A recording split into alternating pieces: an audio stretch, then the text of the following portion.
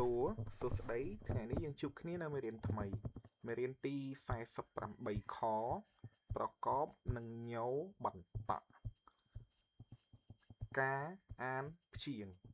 យើងនាំគ្នាទៅអានព្យាង្គទាំងអស់គ្នារបៀបចង្អុលត្រូវតែចង្អុលឲ្យដោយលោកគ្រូនៅក្នុងសៀវភៅជំនួយផុសជើងកនឹងញោកញបន្តមួយកាញ់សនឹងញោសញបន្តមួយសាញ់ចនឹងញោចញបន្តមួយចាញ់ដនឹងញោដញបន្តមួយដាញ់ខនឹងញោខញបន្តមួយខាញ់ឆនឹងញោឆញបន្តមួយឆាញ់ឡនឹងញោឡញបន្តមួយឡាញ់តនឹងញោតញបន្តមួយតាញ់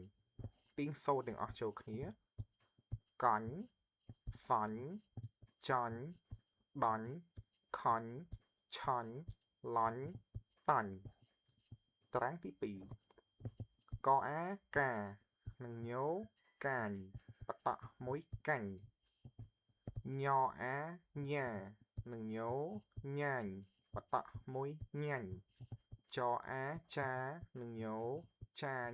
បន្តមួយចាញ់ដអាដានឹងញោ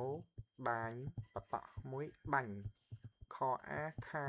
នឹងញោខាញបន្តមួយខាញ់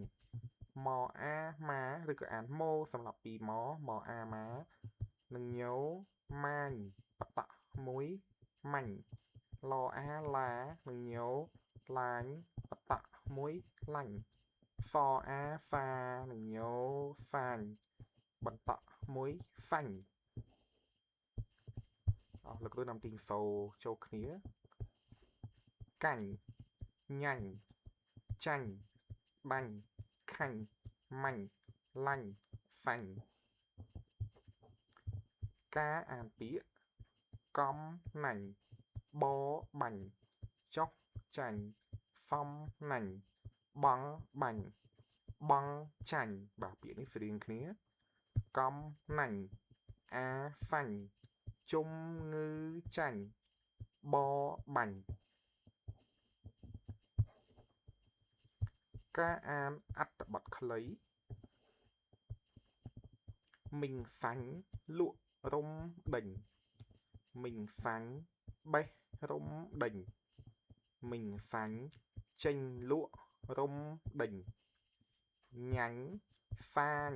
និងរុំដេញមីងសាញ់មីងសាញ់លក់រុំដេញដាច់ហូហែមីងថាលក់រុំដេញដាច់តែចំណេញតិចអរគុណសម្រាប់ការតាមដានទស្សនាវីដេអូ